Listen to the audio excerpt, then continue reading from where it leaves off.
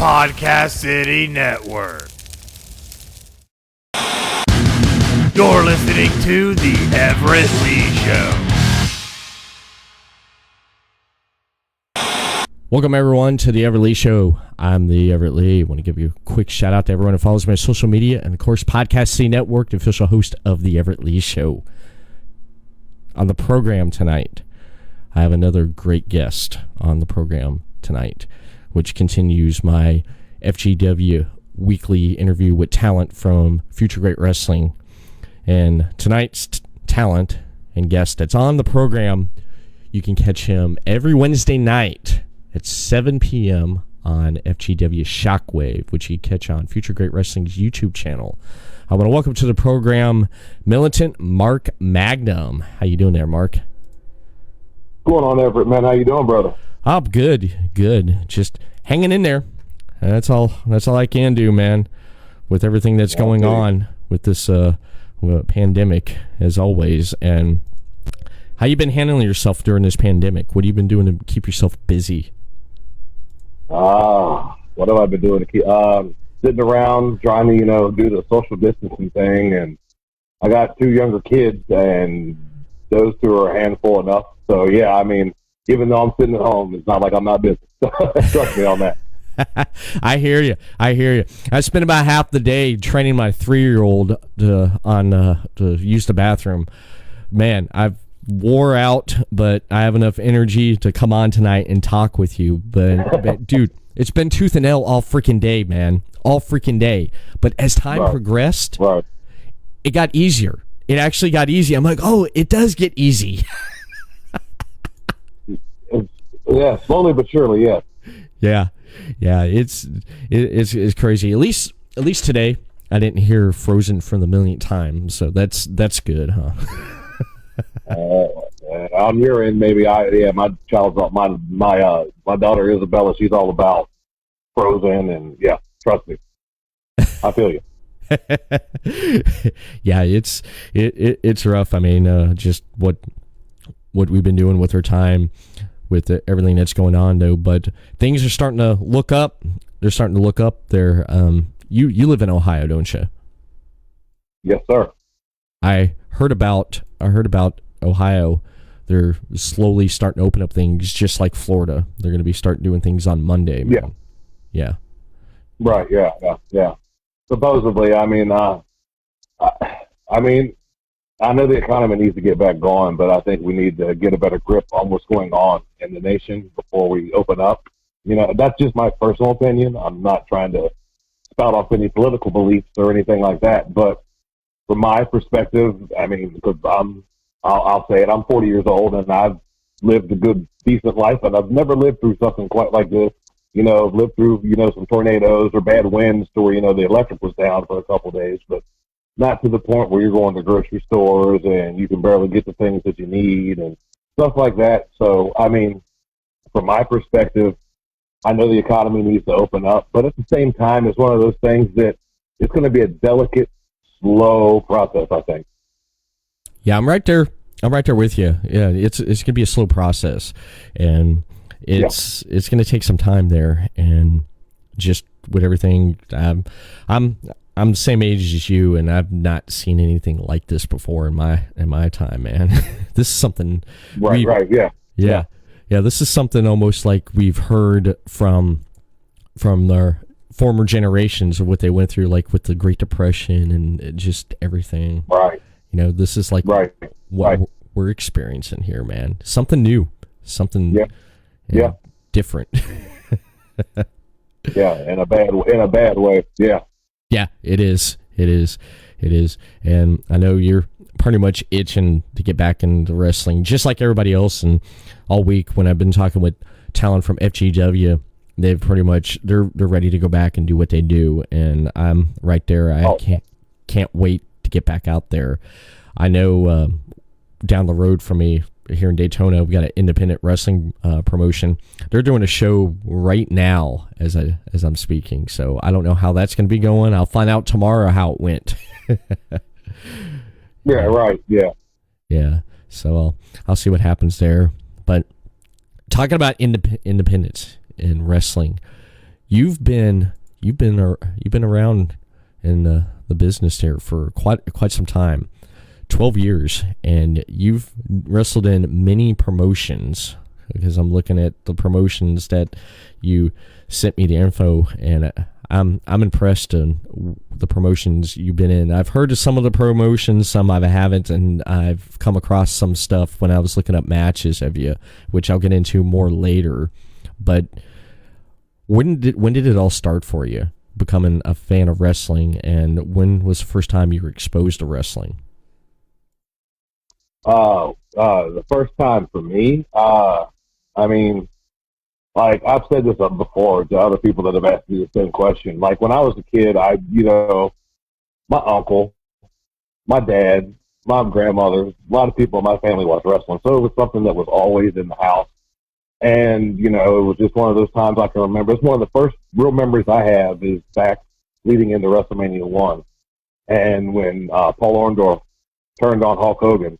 Yeah. That was one of my first memories of wrestling back in, because like I said, we were the same age, so it was around that time for me when memories would kick in. I would start remembering things, and that was one of the most vivid things I remember, is stuff like that. And then just going forward from there was, like Macho Man and just all the different guys that were in the WWE, the NWA, WCW, whatever you want to call it, all that. I watched it all. We watched it all. I mean, that was like appointment television in my house, 605. Or whenever one of the syndicated shows for WWE came on, I mean, that was what was happening in my house. So, yeah, as a child, that was all I ever thought about doing. Nice. Yeah, 605. Yeah, Superstation, man. I mean, Saturday night. Oh, yeah. Saturday night, man. Oh, yeah. You didn't miss that. We didn't miss that in our house, man. My dad was a big WCW guy, big Dusty Rhodes fan, and he was always yelling at the TV when Ric Flair would come on. He didn't like the Horseman. He hated the Horseman. I love the Horseman. Yeah. But yeah, I mean that was long before the days. That was long before the days of like DVR. It was what we call back in the days, kids. VHS is what we used to record things on. But Yep. I mean, yeah, it was a different time. I mean, wrestling's changed so much since then. But I mean, it's still an awesome business, and I feel privileged that I've had almost 12 years. It'll be 12 years in August. I'll be happy that I've spent the time that I have spent in this business. Yeah, it was great times there. Yeah, I was recording VHS tapes during the Monday Night Wars because I'd watch first hour Nitro, and then flip it over, watch the 9 o'clock, watch Raw, and see you were a flip flopper. Yeah, I was flip flopper. Yeah. Yeah, I was. I enjoyed both promotions, both programming, what they gave, because like they had really good stuff going on. They had good storylines, good wrestling, and I mean, you had some of the greatest at that time there. Just, it was such a great time. I mean, oh yeah. You had. I have about 550 VHS tapes out in my shed. So I mean, I'm right there with you, brother. I mean, I was all about wrestling. I had the almanacs, the encyclopedias. If it had wrestling on it, it got bought by me. So yeah, I mean, that was a huge part of my life. Yeah, that was big there. Yeah, I taped over. You even had to tape over stuff there after a while there because I'd run out of VHS tapes. Right. Yeah. Been there. Yeah, that's amazing. I like that. That's good stuff. And after a while, just growing up around wrestling and watching it, when did you decide that you wanted to get into it, and what was the conversation you had with your parents, and you said, hey, this is what I want to do with my life? Honestly, I've never had that conversation with my parents. I think it was something that was already known. Uh-huh. I mean, just from how much I've said this before, like, my mom was one of those ones that always told me, like, if you knew as much about your schoolwork as if you knew about wrestling, you'd be better in school. I mean, I was obsessed with wrestling, though I don't even think it was ever, like, a conversation for me to say, hey, Mom, hey, Dad, whatever, I want to be a wrestler. Never had that conversation. I mean, I was honestly a late bloomer in this business. I mean, I didn't start until I was 28. Wow. I mean, I didn't start until I was 28, and I was one of those guys that growing up, it was always what I wanted to do. And then I got to a point when I was in my late teens, early 20s, where I wanted to still do it, but didn't know how. You know, like I didn't know who to get in contact with, where to, the right place to go to not get taken for my money or whatever the case may be. So I've met some guys that I knew from going to like different restaurants, watching pay-per-views and whatnot, and they were doing their little backyard thing. That's what kind of got my foot, not in the door, but that piqued my interest of wrestling, because I've got 3 children, and I already had one child.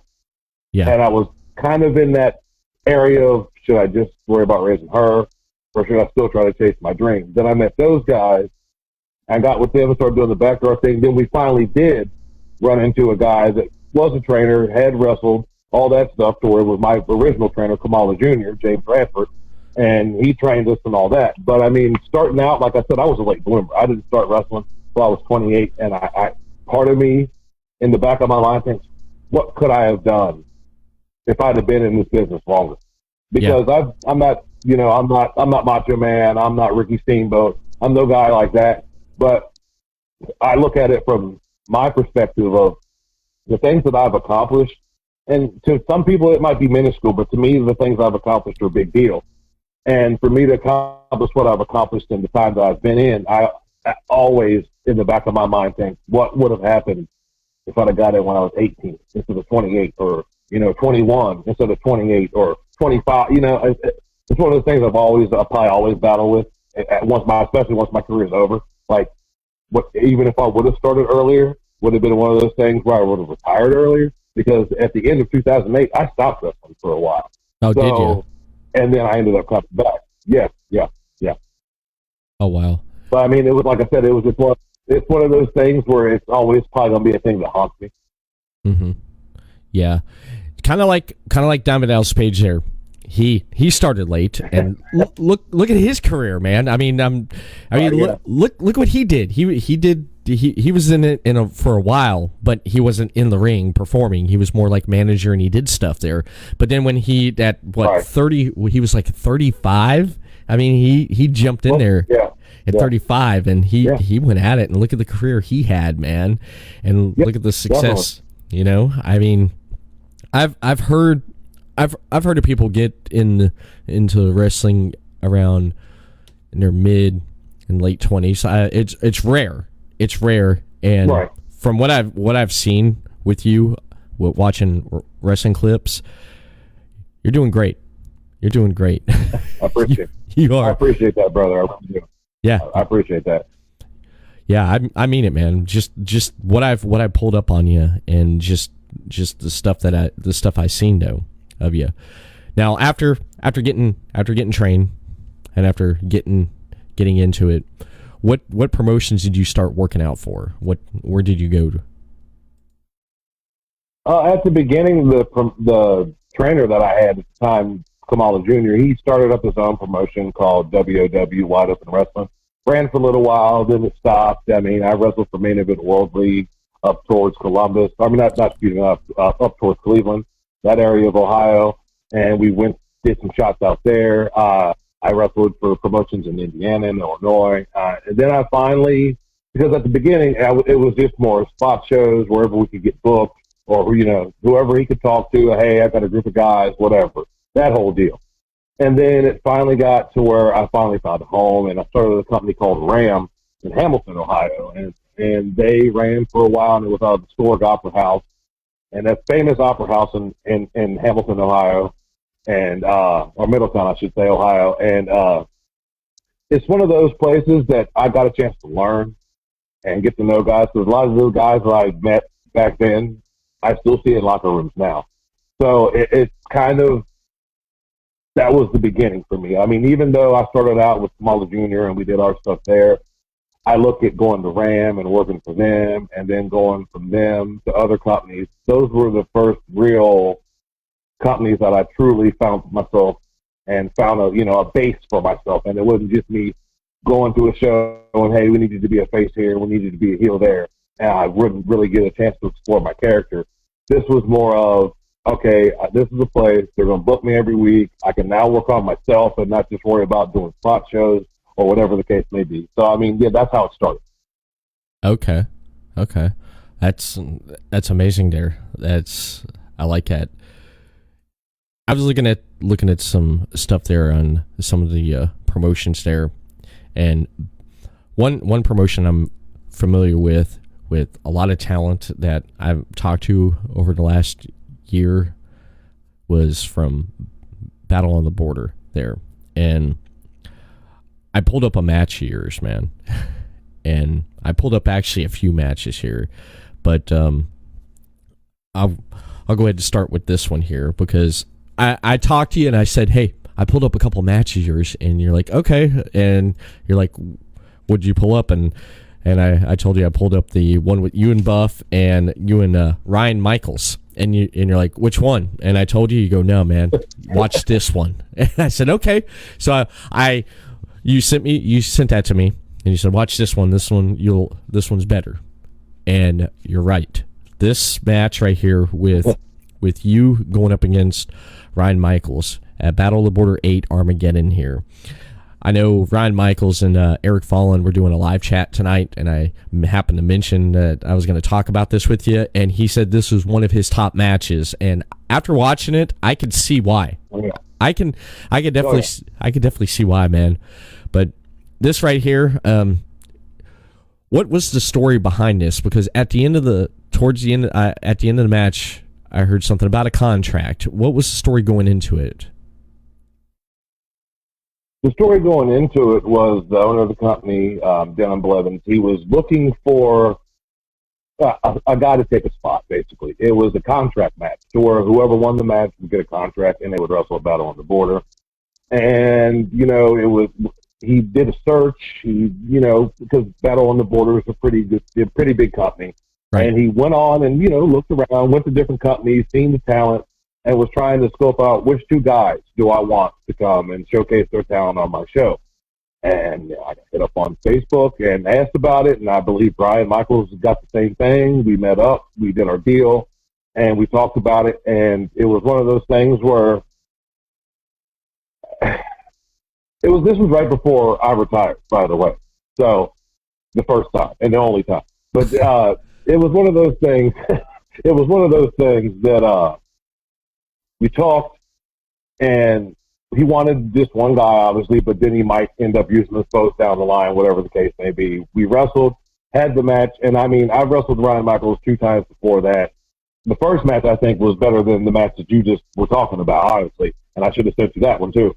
But when I get in there with Ryan Michaels, because I've wrestled for almost 12 years now, and it's one of those things when you wrestle certain guys, man, I swear, they make you perform differently. Yeah. They make you step your game up. I've been in there with Cody Hawk.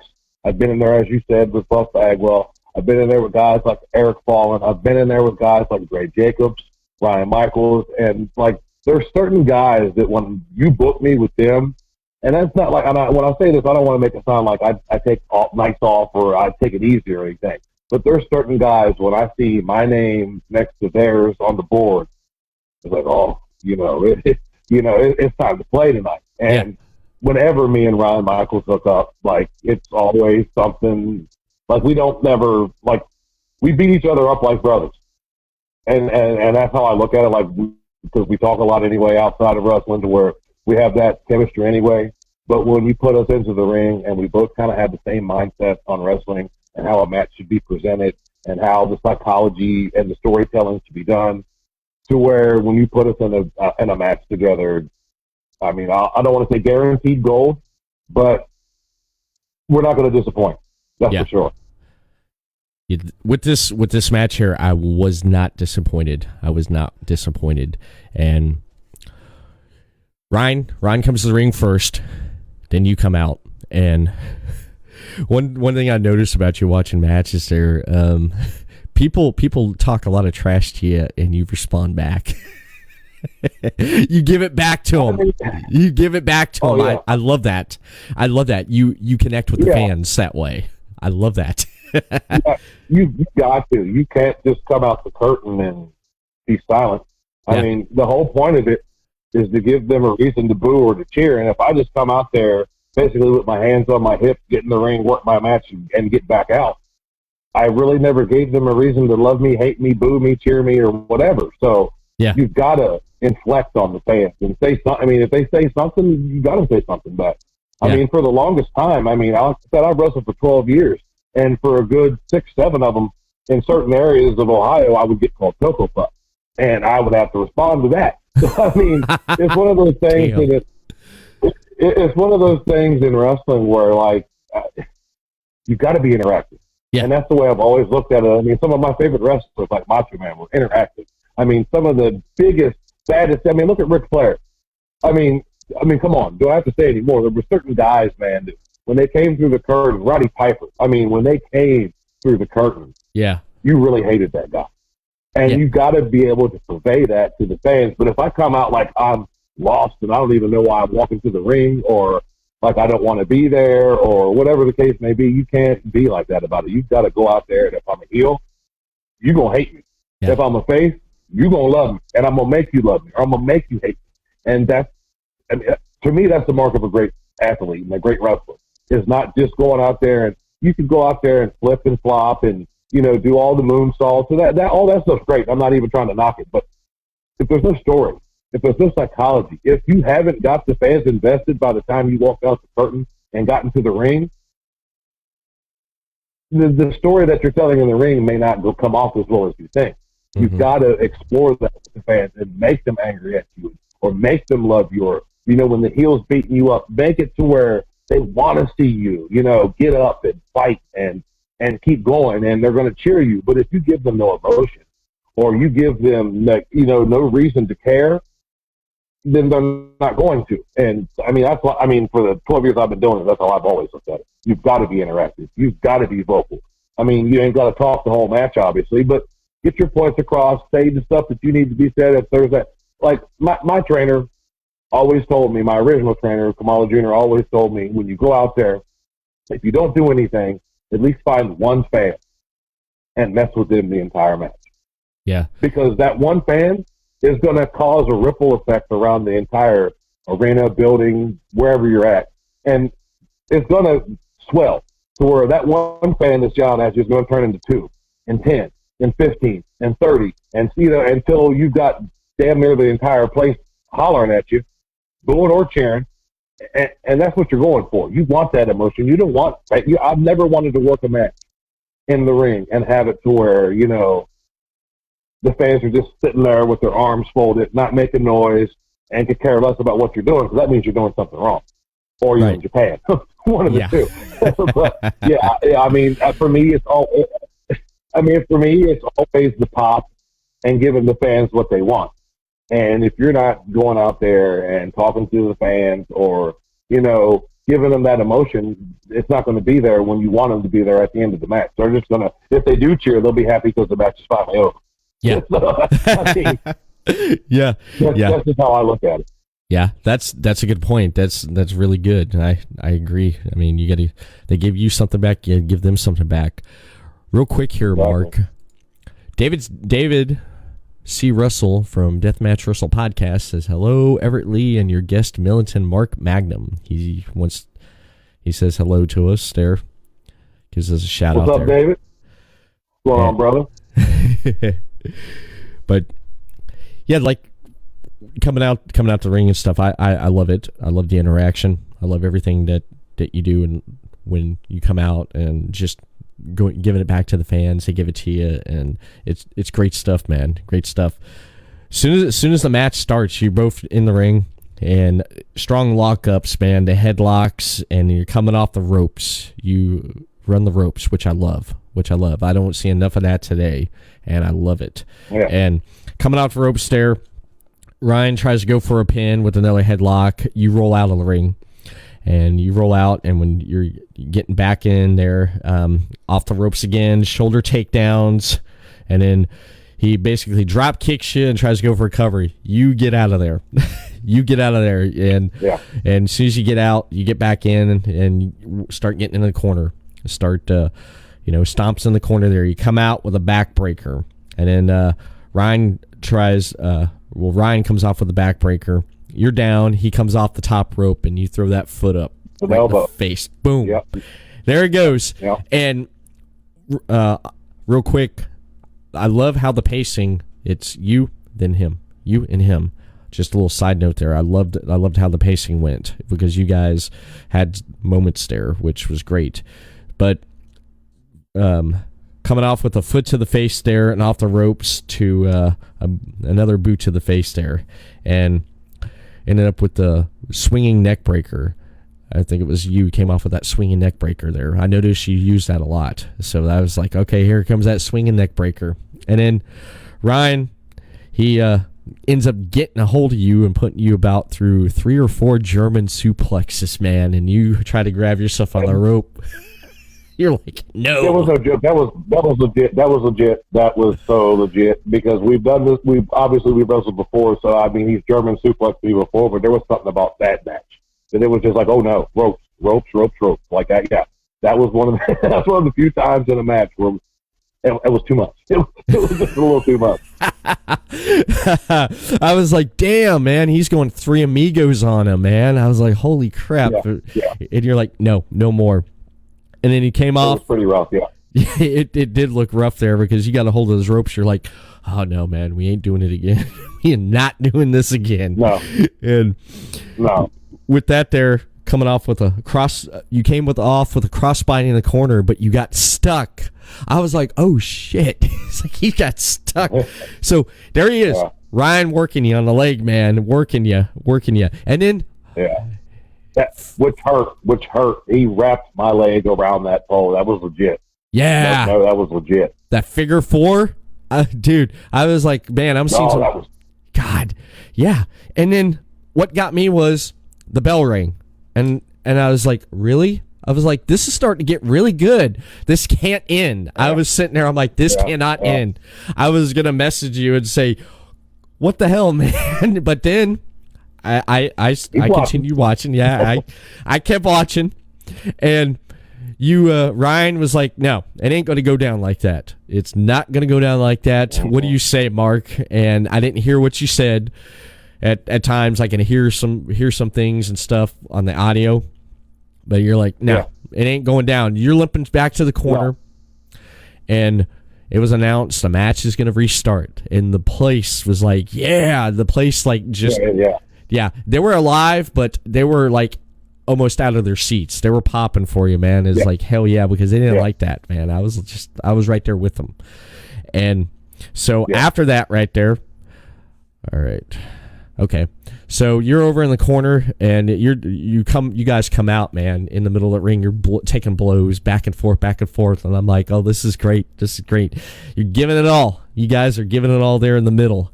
And then, then you basically exchange blows, come off the ropes again, and knee to the face there, and then come off, and then off the ropes again. There you go. Here comes that Militant Mark Magnum clothesline, man, and boom, there he goes. There goes Ryan. He's about to take his head off, man.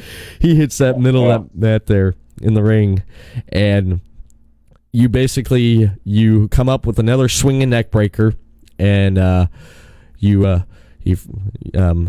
flip out of the ring there, and then both you guys flip out of the ring, actually. Yeah, forgot to write that there. Yeah, you guys went over, and the reaction of the crowd was like, oh, damn. And I'm looking, and I'm like, are these guys okay?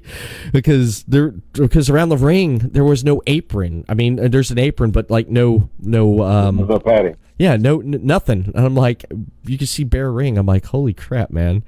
And then you guys get up, and he tries to throw the sharpshooter on you. And I was like, oh, shoot, this is it, man, because I've seen him finish off people with that sharpshooter. I'm like, yeah, this is it. And then you get out of it, and you throw him into the ropes, and you pound back on him. You take a big boot, and then you get up on the corner, and you go for the blockbuster. You miss. Yeah. And then he gets you in the center of the ring. He gets him in that headlock, and I'm like, oh, shoot. There he goes, Roddy Piper. There he goes. He got you. Sleeper hold. Okay. And sleeper hold, yeah. he takes you down. He takes you down, but then you roll back over, and then 1, 2, 3, you win. It's like, I didn't expect that. I did not expect that. When you went down, I was expecting, because the way it was shot sometimes, because I was trying to look, and I had to go back and play when you came off the when he came off the ropes that first time, and I didn't see your foot come up, and I was like, what happened? So I had to go back and look because where the ref was standing and the angle. Yeah. But then when he took you down, I was like, because for a minute there I thought you started the tap because I thought he had you in the choke because the angle and everything. So I'm just going off. I was going off what I was, watching there. But okay, sleeper. He got you in the sleeper and down. And then when you rolled it over and then you had him pinned and 1, 2, 3, I was like, damn, I did not expect that. That was a great way to end this match there after a restart. Yeah. I think we both gained a lot more fans that night because it was obviously both of us had never worked there before. Uh-huh. So there were fans that knew us because they went to other, companies that we worked for, but there were a lot of fans there that night that had no clue who a Mark Magnum or a Ryan Michaels was. And then we kind of told them who we were in that match that night because, my Facebook blew up that night. Even after the match, the fans were chanting welcome home and stuff like that. It was one of those times because I was at a point in my career before this match to where the company I was working for previously had closed down. I was starting to get older. I was starting to get back problems. So I was starting to think, all right, maybe I want to slow it down. Right. And then Denham Blevins, Dennis Blevins, the owner of Battle on the Border, hit me up. We talked about this, this match that we did, and the contract match for a spot on the roster, and that piqued my interest. And we got there, and I'd been to the building once before, so I knew the layout, and we went in there, and I knew how it was going to go. Me and Ryan Michaels had made sure we were going to have a balanced match because this was a chance for both of us, to showcase ourselves. Yeah. And I didn't want it to where if I'm the heel, I'm giving him all this heat and he's not getting any shine. And I didn't want it to where he was shining me up and I wasn't getting no heat. Yeah. So we just played it in a way to where he did stuff to me. Just like you said, we back and forth. It wasn't to where it was like a lot of matches where you see where the face starts off at first and he's dropping and rolling the heel for the first couple minutes. And then, the heel cuts him off. And then for the next 7 to 8 minutes, the heel's doing stuff to him until the face comes back. And we didn't want that stereotypical, type of match. We wanted it to where he's good, I'm good. We're going to go out here and we're going to beat the life out of each other and make these fans believe, well, I don't care who won. They both deserve a contract. That was what we were going for. Yeah. We didn't want it to where, okay, yeah, I won. Okay. But the fans still appreciated Ryan Michaels after the match. I didn't want to, because a lot of guys, and that's something that in the time that I've been doing this, there are guys out there that are, wanting to bury you or not willing to work with you or, or heaven forbid you have to put them over. Those kind of things. And with me, my entire career, I've had no problem with doing stuff like that because I know the bigger picture. It's about the company you're working for. And sometimes it is about making a new star or making another guy, or if you are a big star in the company, making a guy that's not such a big star by giving him the rub and putting him over. I've never had a problem with putting guys over, but like I was saying, getting back to my point, there's people in the business that don't really let you do that. Right. There's guys that will let you do some stuff, but it's not the back and forth.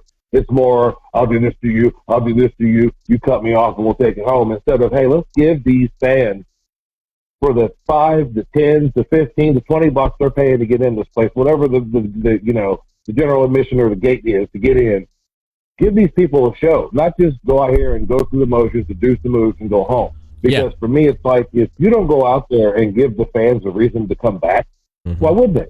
If you're not giving, I'm not saying it like every match should be WrestleMania or the Super Bowl or Starrcade or nothing like that. But I'm saying for each match you have, you should put pride into that match to know that when you go back to the locker room and the cheering stops, did you give the fans what they paid for, or did you just go out there and go through the motions? And for me, the entire time I've done this, I've always, at least I thought at least, that I've always been one of those guys that gives you your money's worth. You're not going to come from a show that Mark Magnum's on thinking, man, Magnum's match kind of sucks tonight.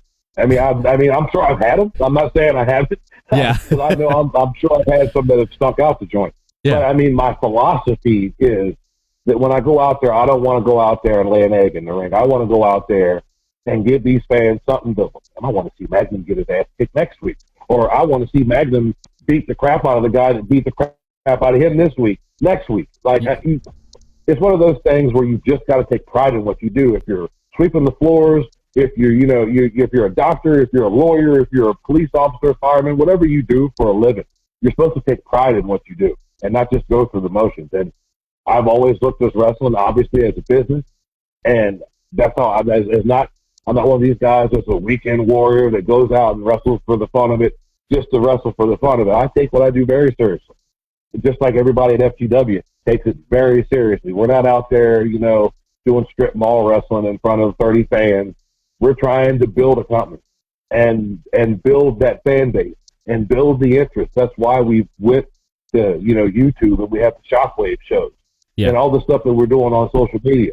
I mean, it's not, I've worked for so many companies in my career, I've honestly lost count. But at the same time, a lot of these companies aren't doing what FGW is doing. Exactly. A lot of them do not utilize social media the way that they should, or they utilize it the wrong way where they want to bash other companies or other, companies that are running in the area. And that's, my mindset's always been, can we all get along? And I mean, not to sound cliche about that, but I mean, if your goal as a promoter is to have a good business and run it, what's the point of running down the promoter, 45, 50 miles away? What's the point? But there's a lot of, in Ohio and every state, I know it's, if all across the country and the world, that a lot of companies are trying to cut the other company out from underneath. And it's stupid because you're making a whole group of guys have nowhere to work for no reason. It's bad enough now with, the COVID-19 and whatnot. Yeah. It's hard enough. But I mean, even when we get back to normal and wrestling starts back up and we actually do start getting fans back in the buildings, there are promotions, there are wrestlers, there are other people that try to just kill the business or kill others in the business because you're not working for them. And it's ridiculous, honestly, because my mindset's always been the more independent wrestling companies out there, the more wrestling thrives. Because if there's, let's say, just for argument's sake, let's say if there's only 2 promotions in your state, that's not much competition. But when you go to 20 and 30 and 40 and 50 different promotions scattered out throughout a whole state, that would show, one, that there's interest in wrestling. It's just maybe they don't like what they're seeing on the mainstream wrestling. And maybe they want to see what you guys are doing in front of 300-400 people in a building somewhere, as opposed to watching what they do on the bigger shows, and you may not be down with what they're doing, which, everybody has their own taste. Some fans like the Mid-South style of wrestling. Some people like the WWE style of wrestling. Some people, like the whole WCW style of wrestling.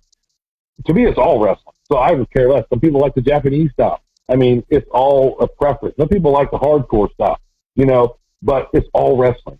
Yeah. And when you have it to where you have so many companies out there, why would you try to cut other companies out? You know what I mean? It just makes no sense to me, because the more business out there, the more the business thrives. The more wrestlers you have out there that can be picked up by major companies.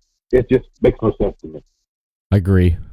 You points that you pointed out there. Yeah, it's wrestling, man. It's just everyone has a different flavor and different style, and people enjoy different things. And yeah, I agree with you. You definitely, man. It's just for me, it's just too cutthroat. That's how I'm looking at it. I mean, it's too cutthroat. Yeah, it is. I know what you're talking about. I have a friend that I talked to, and he was talking to me the other day, and he was telling me about a couple promotions, one established promotion and one that's about to start up, and there's already stuff going on, and it's like, why? It's like, this ain't. I mentioned that to a friend of mine. I said, you believe that, man? And he's like, this ain't 1975. He's like, everyone's in this together. Everyone is in this together, and they need to pull together and get through this, especially for like the independent wrestling scene, because the independent wrestling scene, it's taking a hit, and a lot of people who depend solely on doing wrestling and wrestling shows, it was like almost taken away from them. And then now some that are still able to work. You still have those essential jobs that are still essential. They have that though, but having wrestling, for example, when I talked to Shauna Reed on Thursday, her being an essential worker, that's one thing. But then also that wrestling, that was also helped pulled in something else too, which was taken away. And so it is it's so important. It's so important that if you're a fan of independent wrestling and you love it, support it. And I'm happy that I'll be getting I hit Brian Levick up, and I'm going to be getting some FGW merch there. I showed my support for independent wrestling, man. Definitely. Definitely. I said we're going to get an FGW shirt, and thank you, Robin, for that. Thank you, and Brian Levick. So I'm happy. I am. There you go. Let's go. Yeah, it is. Buff Bagwell. I was surprised, man. I've not seen this guy wrestle since WCW. Honestly, I'm not shitting you, dude. Seriously, I did not know this guy, the talent of Buff Bagwell, was I heard he was still around. Okay, I heard he was still around. He was doing appearances at shows, at conventions and stuff. But I didn't know he was still active in the ring, because I have not heard anything really about that. And this was from 2018, if I believe the match you had with him, Buff Bagwell. Oh, that was from 2000. That was from 2015. 15. Okay. 2015. Yeah, it must have been. Yeah, it must have been uploaded because I'm looking at the date, when they put it on there. They might have put it on there 2018, but that was 5 years ago. 5 years. Okay. Just making sure, because like I was telling Sean the other night when I was talking about her titles, and I wanted to make sure, because wrestling databases, you can't really trust them too much because some of them are not up to date. So when I hit Shauna up and I'm like, hey, I want to make sure, this is accurate. And she's like, she confirmed on it. I'm like, okay, perfect. I just want to make sure. I don't want to come off and be like, I want to make sure my shit's right. So, okay, 2015. Wow. Buff Bagwell. When I was scrolling through looking at stuff on YouTube, that was right up there. I said, I got to see this. I haven't seen him in the ring in a long time, and he's getting in the ring with Mark Magnum. I was like, this is great. Yeah. The beginning of the match there, he's in the ring strutting everything, and he's building up the crowd, and you're outside the crowd, I guess, with some guys, one or two guys that was with you, and you wanted to get in there and start going at it though, but Buff there was just, I don't know what was going on, but you got there in the ring.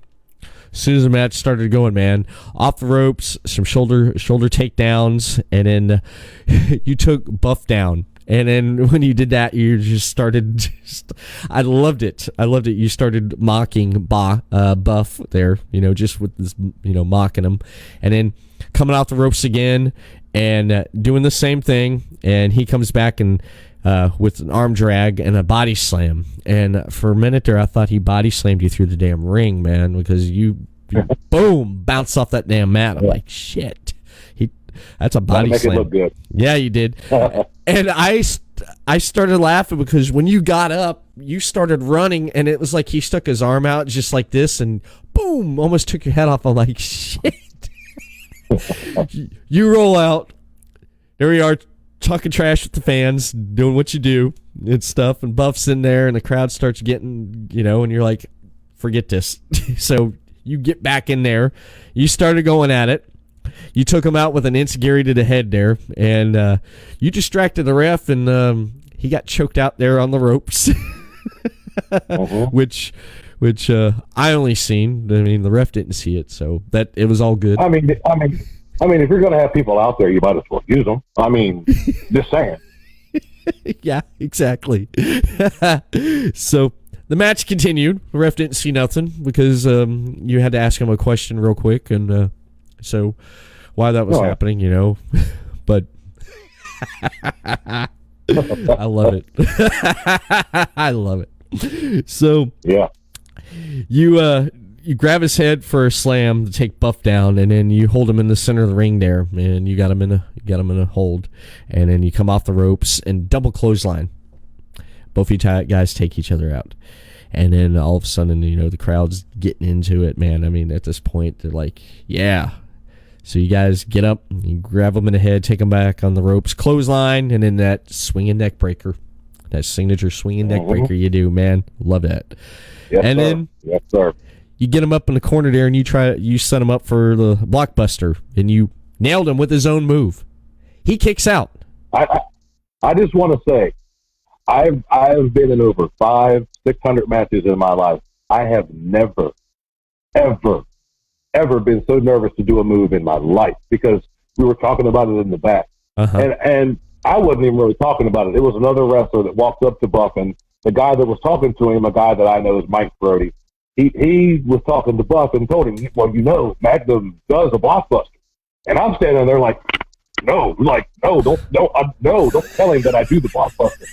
And Buff looks at me backstage, and he's like, oh, you do a blockbuster, do you? And I'm, kind of apprehensive, like, yeah. And he's like, well, hit it on me in the match. And I'm thinking, this is the guy that does the blockbuster telling me to do a blockbuster. So like I said, I was never, when I was standing on that second rope about to jump, I was never, ever so nervous in my life in a professional wrestling ring. And I, bar none, because he was an established name. This was my first time really working a real name. So I'm thinking, I don't want to do anything to screw up. I don't want to hurt him. I don't want to ruin my reputation by wrestling him and me doing something dumb to where it falls back on me. So I was already nervous anyway. Even though I knew it was in safe hands, he was going to take care of me and all that. In my mindset, here I am. I'm going to say idolized Buff Bagwell, but he was one of the guys in WCW when he had matches. I did watch because he was one of those guys that had that charisma that drew me. And the same thing I was talking about, you've got to do something to get my emotion. And he was one of those guys that when he told me to hit that on me, and I hit it, and it looked just as good as him doing it. I mean, I swear to God, I've never been so nervous in my life. I swear to God. Real.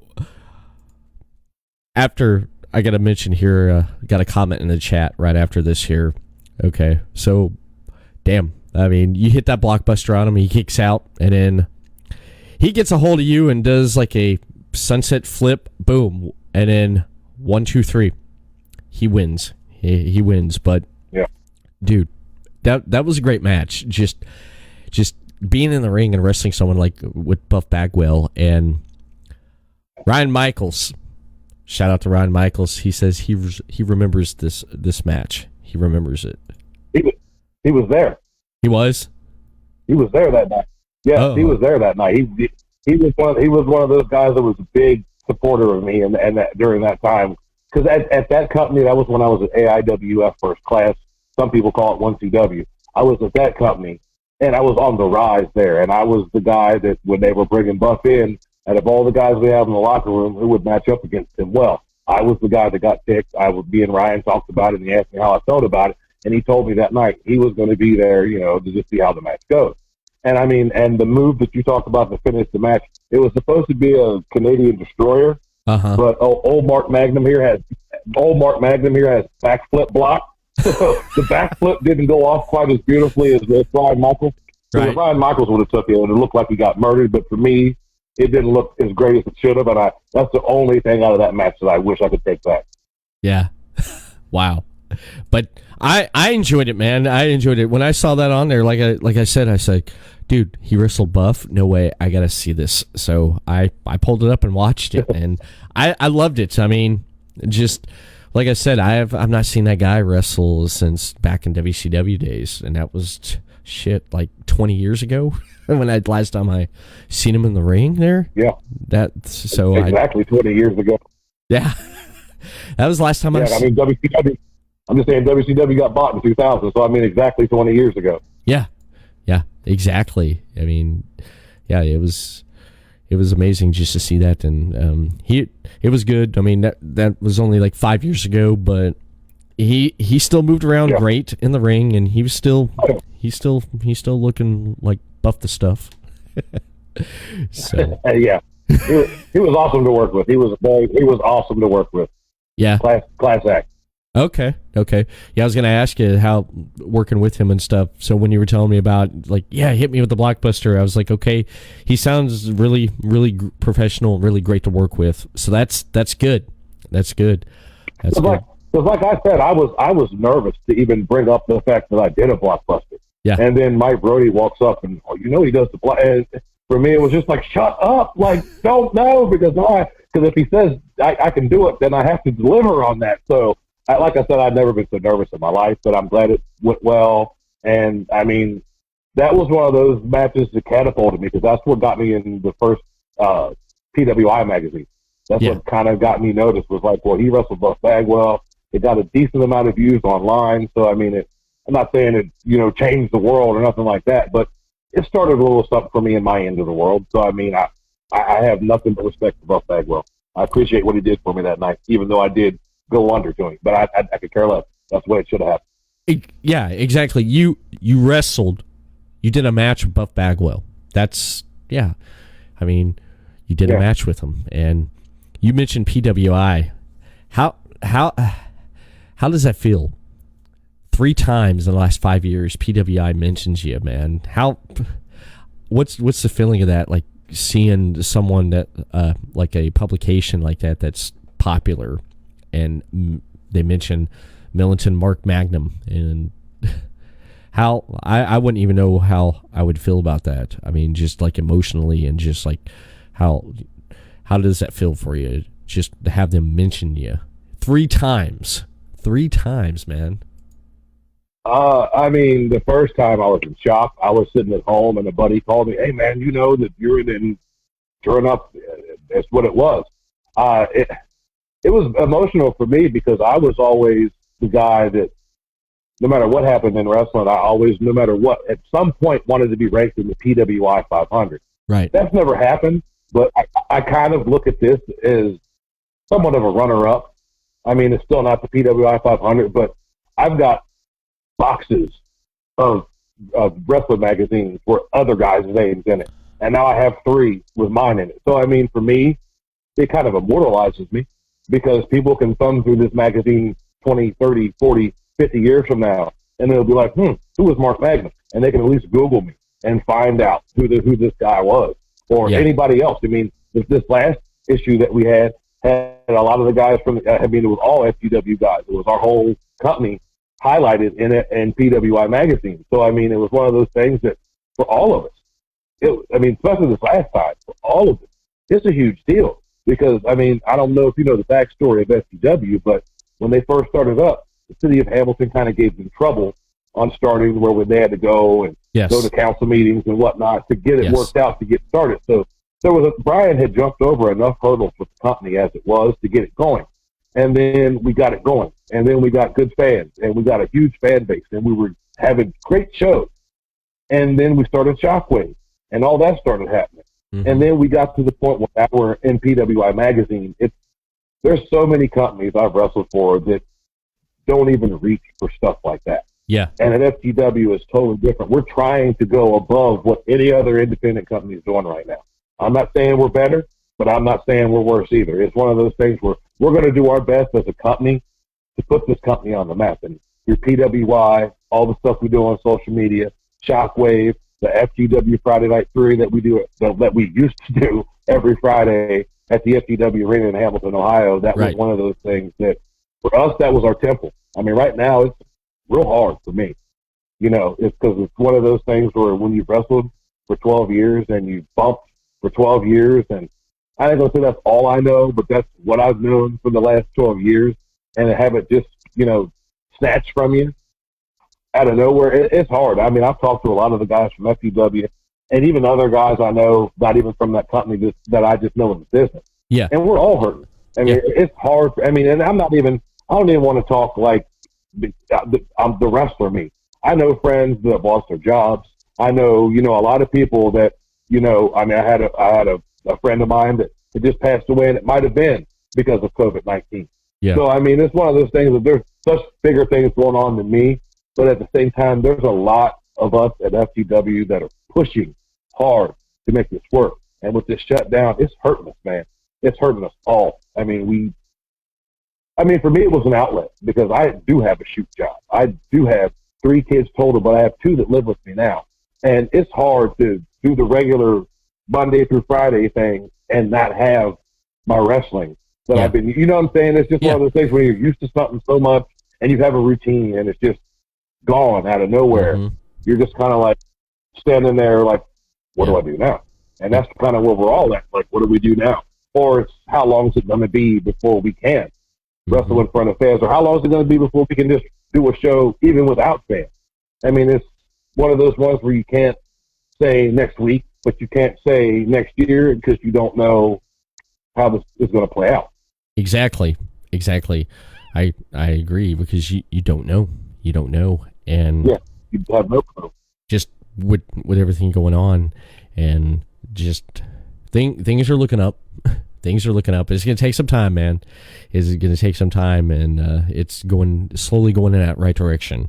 And it's going to get better. It's just going to take some time. But like when I was talking to Harley Fairfax last week, and I told her, because she didn't expect the amount of people to tune in when we were live there, and I told her, I said, all these people here, they're waiting for you. When you come back, they're going to be there waiting for you, waiting for what you do best, get back in the ring. And that upped her spirits there, because she felt good, about that. It's like, you got fans doing stuff like this here, that it keeps fans. It's like, hey, they're still doing this, they're still doing that, they're still here. You're not left. You're still here. They miss us. They miss us just as much as we miss them. Because you got to think, man. I mean, we at FUW, we had fans that were loyal, rain or shine, no matter what was going on. We had fans that were there every single week, sitting in the same seat, saying the same thing. I mean, it was. Yeah. I know they miss us just as much as we miss them. I mean, I cannot personally wait to get back to some level of normalcy so we can get back to it and start getting back into the groove of things. Mm-hmm. Because, I mean, I understand I understand staying at home and all that. It's key right now to making this stuff go away. But at the same time, I mean, all of us are kind of being a little bit selfish, at least from the wrestler's perspective. All the guys I talk to, we can't wait to get back just because we've missed it so much. We miss the fans so much. We miss that adrenaline rush that we get from going out of the curtain and putting on a good show, or having a good match, or doing a small, or even if you have a small part on the show. I mean, it's that interaction that we don't have right now that a lot of us miss so badly. That interaction it's you gotta have that interaction, man. You gotta have fans. You definitely gotta have fans. Since we're on that topic there about fans, have you caught any of the Raw or SmackDown? Do you even keep up with it, or have you heard about with the shows with the empty arenas? I know AEW, they've done that, but they've had it to where they had some talent outside the ring there. Yeah. Did they get some kind of reaction? I like the way they actually did that with AEW, unlike how WWE's done it with Raw and SmackDown. But have you caught and heard anything about that? Yeah, I like I said, I grew up a wrestling fan, so I mean, till the day I die, I'll watch. So, right. I mean, as long as they show up, I'll watch it. So, yeah, I have been keeping up. I mean, it's hard to actually, like, critique it because the matches are good. I mean, AEW, there's matches that I cringe. But, I mean, it's hard to judge from the aspect of because they're doing a good job match-wise. Right. Like for the most part. It's one of those things that when you're a wrestling fan that has grown up watching wrestling with people in the crowd, and now you're in an era where there isn't people in the crowd, it's a hard adjustment. And, I mean, you can see it in the ratings. The ratings have dropped week to week to week to week to where, I mean, I don't know if it's because people aren't as excited about watching empty arena wrestling, or if it's just because they're turned off by the company, by some of the moves they made to become essential in Florida. I mean, there's like, I personally, I don't know, but I mean, as an outsider looking in, I would think that some people are having a hard time just watching empty arena wrestling and not getting that reaction from the crowd. I think there's so. been some promos. There's been some promos on Raw by Drew McIntyre that have been gold. There's been some promos by Sonya Deville on SmackDown that have been gold. Seth Rollins has been killing it promo-wise. But, because I like it, doesn't mean that if there was people in the arena, they would like it. So that's my thing on it.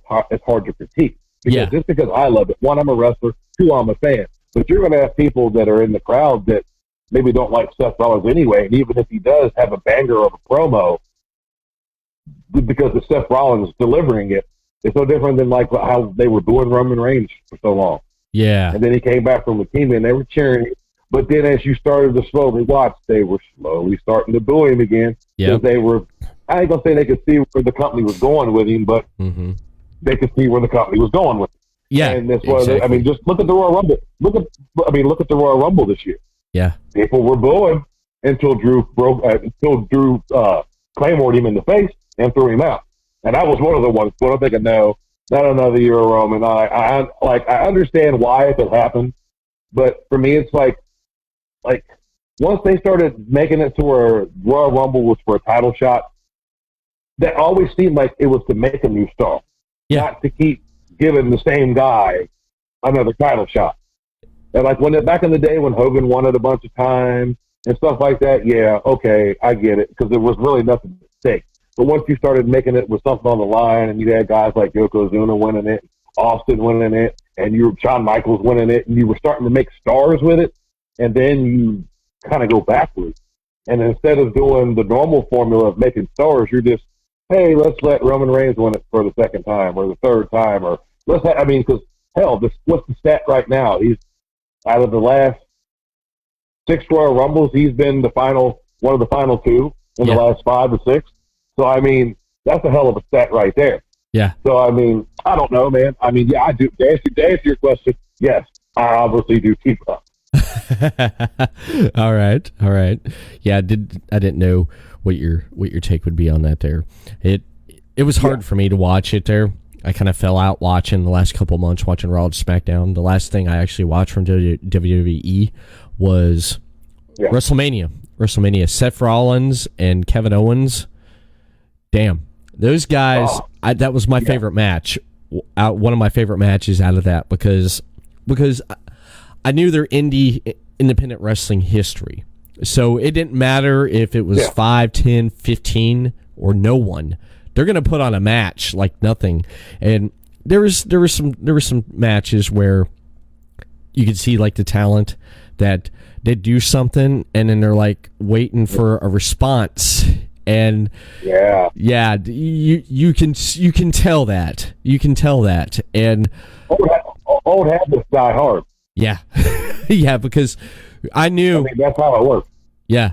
I knew as soon as when they were doing the thing with Owens and Rollins, and it was fans, no fans, they're going to kill it. They're going to go out there and they're going to do it, no matter if anyone's watching or if there's a packed house. They're going to go out there and have a match, and that's what they did. But that was the last time I actually watched WWE programming, because I started watching more Shockwave. Right. I went back. You gotta think though. Honestly, there's a lot of guys in WWE that aren't indie guys, like Seth Rollins, Daniel Bryan, Kevin Owens, Samoa Joe. There's guys that were from the indies, but there's a lot of guys that are straight to the performance center. Right. I've never really worked. I've worked in front of nobody. I've worked in front of 5 people. I've worked in front of 5,000 people. But the difference is I've had the latter of both. Yeah. There's some people that come straight into that company and are instantly pushed in front of fans. When I broke into the business, you were lucky to have 50, 60 people in the crowd, or you'd be happy if 10 people showed up. At least for me, at the beginning of my career. But I'm saying when you have people that start off at the Performance Center from the beginning, really have no exposure to the independents because you're instantly signed and you belong to them, and you don't have what Daniel Bryan has, that knowledge of working in front of nobody, or the same thing that Seth Rollins has, or Cesaro has, or a lot of the guys that have worked the indies heavily and then came to WWE, as opposed to you know, somebody getting spotted at a gym, and because he's big, hey, we want you to be a wrestler, and they bring you in, or because you're whatever kind of level athlete you are, they bring you in, as opposed to, hey, Tyler Black's been on Ring of Honor for all this time. We want to use him and bring him in as Seth Rollins. He's been on the Indies before. There's a big difference. These guys know how to work those matches. Right. As opposed to people that have came straight into the company, really don't know squat about wrestling. Maybe, I mean, they might have been fans or whatever, but you're learning on the fly, as opposed to going to the Indies and working those shows in front of nobody or, you know, a few people, and learning, okay, when it's silent and there's no fan reaction, this is what I've got to do. As opposed to being programmed like a computer, and you've always been in front of fans and you don't know how to react when there's not. That's my point. Right. I agree, because right before everything started shutting down here in Daytona, and now how I mentioned about that independent wrestling show that's just right up the road from me. Me and my friends, hey, let's go to Go Wrestle. Let's check it out one night. Okay, let's hang out. We haven't hung out in a while, so we went to go see Go Wrestle, because they used to live. They used to be about 2 minutes from me, from where I lived, and we decided to go and to their new location where they've been at for a while. Yeah. So we went there, and there was probably about maybe like 20 of us, you know, or 15, but they put on a show. Like, there was like 100 or more people there. We sat up on the front row there. I mean, we had a great time. My buddies, they're sometimes it's like being with them out and stuff. They like to heckle, so I'm sitting right there and I'm just laughing my butt off, because it's like, those guys are a trip, man. But we had a good time, and the talent was laughing because my friend made one guy. He was in the middle cutting a promo, and he just flat out yells something out, and the guy's in the middle doing his thing, and he almost broke character because it was so funny. I'm sitting there rolling, and I'm like, damn, man. But it was great. We left that night. We're like, that was great. We had a good time. We had a really, really good time, and that's what it's about, man. And having talent like that, that's like Tyler Black, Seth Rollins, Daniel Bryan, that's wrestled in indies, and Kevin Owens, who was Kevin Steen. They wrestled little to no one to crowds, and having them do something like that, you can definitely tell. Who's who and who's exactly, and you can tell who's put right into the performance center. It's like, here you go. Yep. You know, I mean, like that's you said, old habits are hard to break, right? Yeah, definitely, brother. Yeah, definitely. Now, one of the things that I thought was really neat was that you got to work with. Oops, let me pull it back up. You got to work with Jimmy Valance and Greg Valentine. What was that like, man? Tell me about that there. When I saw Greg Valentine, I'm like, oh hell, I got to ask him about that, man. It was a show that I did out in Chicago, and it was a show. It ended up being a benefit show, but it was a show called Wrestle for Reasons, and we did this show, and a guy that was supposed to show up, a manager that was supposed to show up, didn't show up. So I wasn't even originally supposed to be in this spot. I wrestled my match, and I was supposed to be done for the night, but the guy didn't show up. So I ended up being another wrestler's manager for the night. So I ended up doing that manager's spot. So what happened? We get in the guy I'm managing gets in the ring. They doing their deal at first. Then we do a thing where I'm getting on Jimmy Valiant, because Jimmy Valiant's a special guest referee in this match. So Boogie Woogie Man's in the ring doing his deal with my client, I should say, in this situation. And what happened was I ended up starting to give Jimmy Valiant the business in the ring. Greg the Hammer Valentine is out on the floor, kind of as a special enforcer, basically. Right. So I get in the ring trying to distract for my guy, and Jimmy Valiant turns around, seeing what's going on. I can proudly say that I was on all fours, and Jimmy Valiant rode me like a pony all around the ring in a circle. No way. The greatest thing ever. Then after that happens, I roll out the ring. Greg the Hammer Valentine standing right there. I draw back on him like I'm about to throw a punch, and then he draws back, and I realized he wasn't playing, and I ran for my life. So yeah, that's how I ended up working with those two. It was one of the funnest experiences of my life. When we talked about it in the back, and Jimmy was like, "Well, what we're going to do is you're going to get on all fours, and I'm going to ride you around like a pony." And I kind of looked at him like, "Huh?" Then he explained it to me a little further, and it's one of those like, I let the gears turn in my head like, I'm about to get rode like a pony by Jimmy Valiant. Like, I was stoked about it. Like, a lot of guys might have been like, what? I was happier than hell about it just because I followed the guy. I watched him growing up, and it was another one of those guys, kind of like Buff Bagwell. I get a chance, even if I didn't wrestling, I got a chance to share the ring with him. Same with Greg the Hammer Valentine. I mean, I can still say to this day, he almost punched me. I mean, there's stuff like that that makes me happy that I ever even tried to be in this business. Yeah, stuff like that.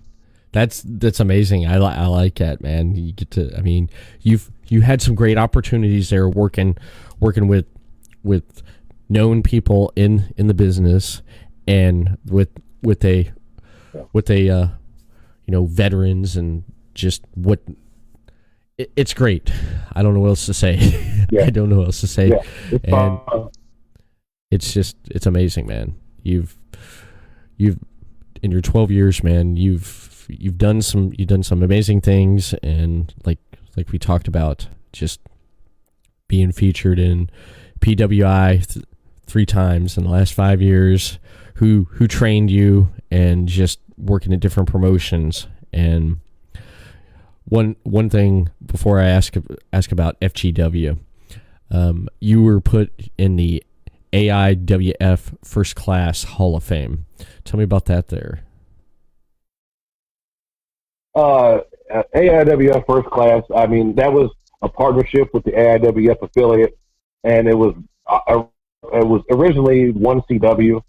That's the plaque you see in the wall right about there. Yes. It was a company that they aligned with, and I happened to be heavyweight champion there, and they did their rankings in a way at that company.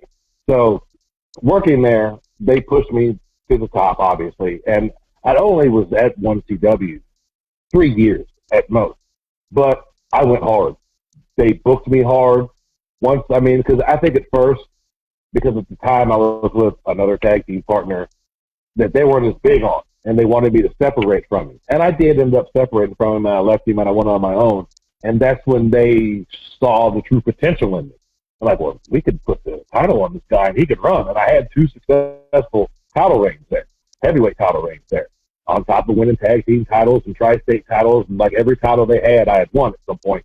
But then they finally moved me up to the heavyweight title. Right. And I worked, and I worked, and I worked, and I worked. And then finally, unfortunately, that company closed for a while. Then they reopened. And when they were doing their Hall of Fame back in 2019, they decided to recognize me for what I did there. I mean, I was humbled in a way, because at the time, I don't want to say I didn't leave on good terms with that promoter, but there was a sour taste in my mouth on how that company originally closed. So I was kind of mentally in a way about it, but then he approached me, talked about what he wanted to do. Hey, we want to put you into the Hall of Fame. Like he understood that I hadn't been there like a lot, because there was other guys that went in that same class with me that had been there from the start to the finish of the company, and I wasn't one of those guys. So I took it very humbling to go into that Hall of Fame, because I felt like I put my heart and soul into that company, which is why I am at FCW, because Cody Hawk was at 1CW, AIWF First Class, whatever you want to call it. Cody was there, and Cody recognized it. And when that company closed, he took some of us with him. When we started up FGW, and we started a company even before that called CWAI, where we wrestled for a while before that company closed. Yeah. But Cody was the one that was at 1CW that noticed me when that company closed. Hey, come with me here. Then that company closed. Hey, come with us here. To where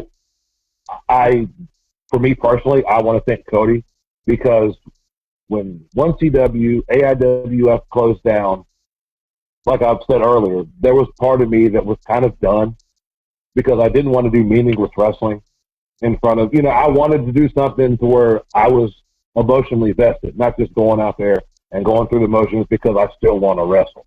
Right. I wanted it to be where I want to be productive.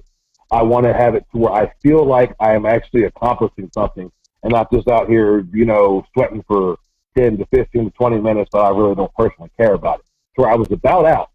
And then when one CW closed and then they started up CWAI, Cody brought me in. I've always liked your work. I've always liked the way you do things. I want to bring me in. I was fine with that. Like I said, CWAI closed. There was a little bit of a hiatus for us where we regrouped. We started up at FGW, and it's been off to the races until this outbreak came out. Yeah. And now this has kind of slowed everything down because we're all worried of there will be an FGW if this lasts for too long. You know what I mean? Because bills still have to be paid. You know what I mean? Yeah. And you can't not pay the bills when you can't, let me say it again. You can't pay the bills when there is no money. Yeah. So we're all kind of in that aspect of we want to get back. We're worried about getting back, but at the same time, we don't know when that is. I mean, I'm happy that we're at FGW. I'm happy because I've worked plenty of companies. The fan base here is second to none. They're smart when it comes to knowing people's characters and your move set and knowing, he's about to do this. They know. Because they care that much and they invest in your character enough to care enough to know what you do out there. So I cannot wait to get back personally, just for the sheer fact of, man, I'm going stir crazy here at home. So I can't wait. I cannot wait. I can't say it enough. I cannot wait to get back. Yeah, I can't I can't wait. I can't wait either to see FG. I can't even talk here. FGW. Well, when you're talking there, I was grabbing like a swig of my drink there, but FGW. I can't wait for them to get back on. I definitely can't wait. And got a comment here on the chat here. I want to throw this out here. My boy D, he says Triple M, and he says he likes the interview. So he's enjoying the conversation I'm having with you tonight there. And Thank you, brother. Shout out to Dion there. And yeah, FGW, man.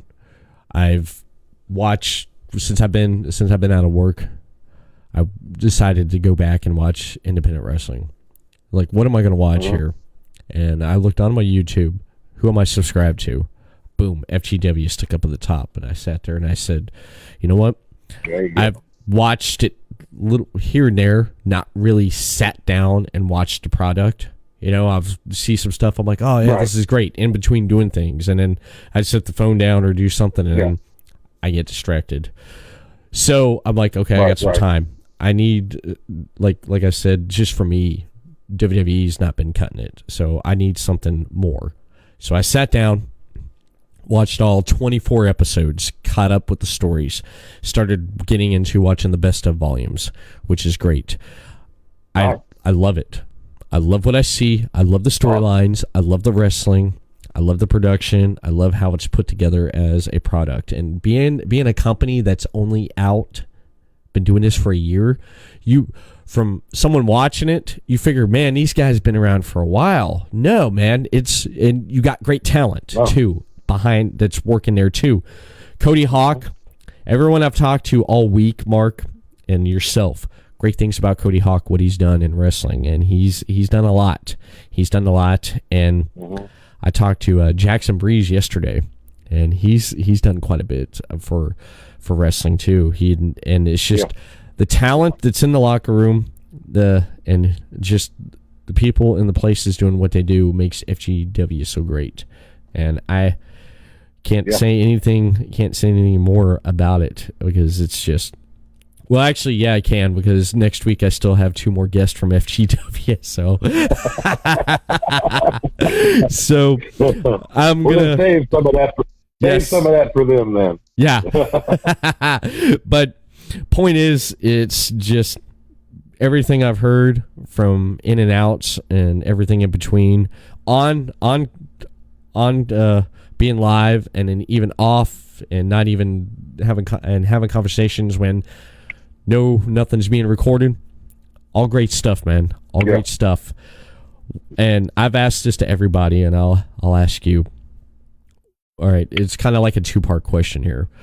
Your favorite thing about working at FGW and working with Cody Hawk at FGW? My favorite thing at FGW is the locker room. I mean, there's so many dedicated guys and girls that are in our locker room. And like I said earlier, I've been in plenty of them in my career. And you get those locker rooms that are fun and it's, joking in the back, and that's great. And I love it. And I'm not saying this in any kind of negativity at all, but our locker room, we take it serious. There's not people in our locker room that look at this as a hobby. I mean, and that was one of the things that in my time in this business, I've noticed with some people in wrestling that they look at it more as a hobby and they don't study it. I mean, like I told you in our conversation before we even got on here, that I watch even though I don't even post them online anymore, I still watch my matches back to see what I'm doing right, to see what I'm doing wrong, to see what I need to work on.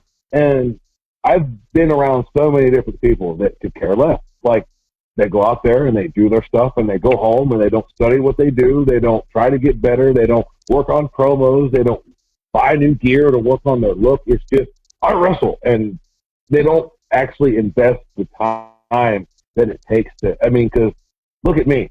I've been wrestling 12 years, been in PWI a couple of times, and I'm still not in anybody's radar. And is that because of me, the business, whatever?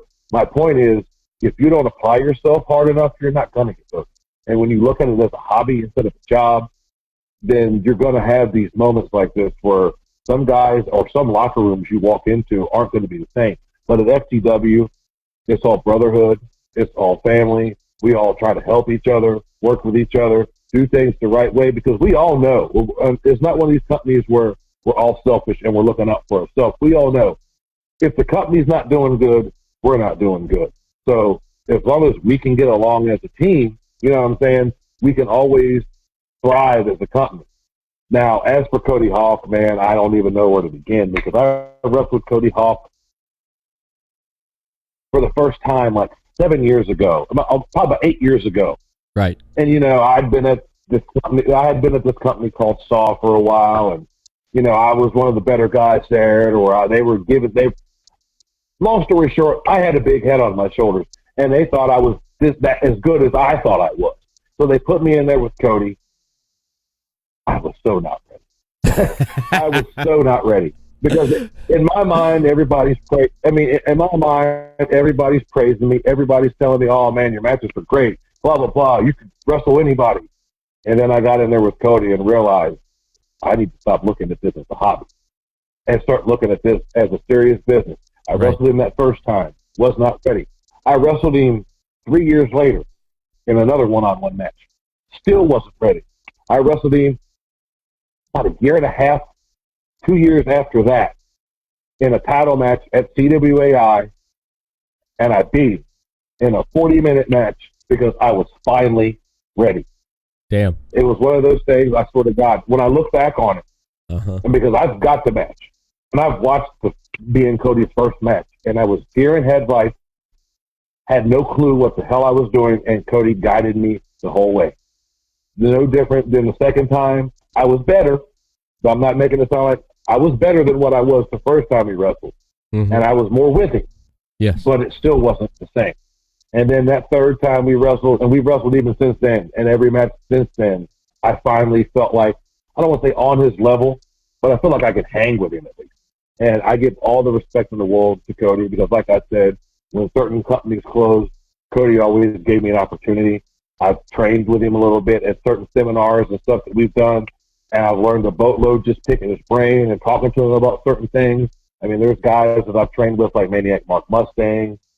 Rest in peace, sir. He is no longer with us. He was one of my favorite trainers to work with. I've been trained by Kenny Kitchens, like I said, Kamala Jr. There's been other guys, but these are the main ones, and I want to pay those guys respect. But Cody, I give all the respect to because, like I said, he gave me a chance. Yeah. When a lot of companies would have thought, oh, you're a guy from what some companies would call an outlaw company or whatever, he gave me a chance to show he might have been at that outlaw company, but he wasn't one of those outlaws. Right. And I will always give Cody praise for that, because he could have said, "Oh, you're one of the knuckleheads from this company. I don't want nothing to do with you." But he gave me a chance, and he allowed me to be in his company ever since. So, I'm very appreciative of Cody and what he's done, and how him and Brian and those in charge at FGW are trying to truly make an effort. Because I've been at companies where they say, "We're going to do this, we're going to do that, we're going to go on the internet, we're going to advertise this," and all that gets talked about, and 4 or 5 months later they're closed because they weren't spending money right. I can say FGW spends money right. They don't waste money on stupid stuff. They put it back into the product. We always are getting new stuff for the ring. And it's the way it should be. We're getting new lighting. We're getting new this. We're always getting something new. Yeah. And I've worked for so many companies where it take a year just to get certain lighting. When at FGW, it's bam, bam, bam, bam. We're always trying to make the product look better. Because if it looks professional, it is professional. But if it looks outlaw or backyardish or something like that, if you just got a shower curtain up to hide the audience from the backstage area, if you got a lighting rig and a sound stage, or you got cameras, and if it looks professional, it is professional. Mm-hmm. And working for Cody, it makes you feel like you're doing the right thing. Yeah, that's for sure. That's amazing. I love that, man. I love that. And yeah, FGW looks different from anything I've really watched, and I love the product, and can't wait for it to come back on. And I can't wait to see the great talent that I've talked to and the talent that I've seen on FGW come back and do what they do best. And I can't wait to see what Militant Mark Magnum does next when he comes back to FGW. I'm looking forward to it, man. I definitely am. I am definitely looking forward to it. Let me tell you, I'll be chasing down Jackson Breeze and Trice and the rest of their cronies because of what they've been doing and what they did to me. Hey, there's payback coming. They know it. I know it. The fans know it. It's just a matter of this outbreak getting over with so we can get back to business. I can start delivering beatdowns and getting the retribution I deserve. There you have it. Right there, ladies and gentlemen. Militant Mark Magnum right there. And I want to thank everyone for tuning in and watching the Everett Lee Show here tonight on this live stream here on my Facebook page, Everett Lee Show. And before we start wrapping this up here, Mark, I did put in the description here on this episode here a link to your Facebook page and a link to your YouTube channel so fans can check out more of you on your YouTube channel there at Militant Mark Magnum, and your Facebook page, Mark Magnum, and any other social media that you have out there that let people know you're be aware of to follow you at. I'm on Instagram. I am on Twitter. If you type in Mark Magnum, trust me, you'll find me. I believe, on Twitter, I believe it's Mark Magnum 513, or maybe that's my Instagram. I don't know. If you type in Mark Magnum, something will come up. I've wrestled 12 years, taken some chair shots. Memory's not what it should be. All good. And before we do wrap it up here, I just want to mention that you can follow more Podcast C Network, your top source for independent podcast, and head over to podcastc.net for shows such as The Everett Lee Show and great more shows over on the network there. Podcastc.net. Facebook, hit them up, give them a thumbs up and a follow on Podcast C Network on Facebook. Send them a tweet over on Twitter at podcastcnet, and follow them on YouTube for video portions of podcasts like the Everett Lee and Final Score and many other shows on Podcast C Network. And follow them on Twitch, Podcast C Network. You want more Everett Lee? Hit me up right here on Facebook on the Everett Lee Show page. Give me a like. Twitter at the Everett _Lee. Instagram, Everett Lee Show. Audio portion of this podcast and previous release podcast. Hit me up over on YouTube, Everett Lee Show, Stitcher Radio, iTunes, Podbean, and iHeartRadio. And that is it. Next week, I'm going to have Mitch Magnus on from FGW. And I'm going to have Justin. Yeah, Mark. I'm going to have him on next week, man. And I'm going to have At least you had me on first. Yeah.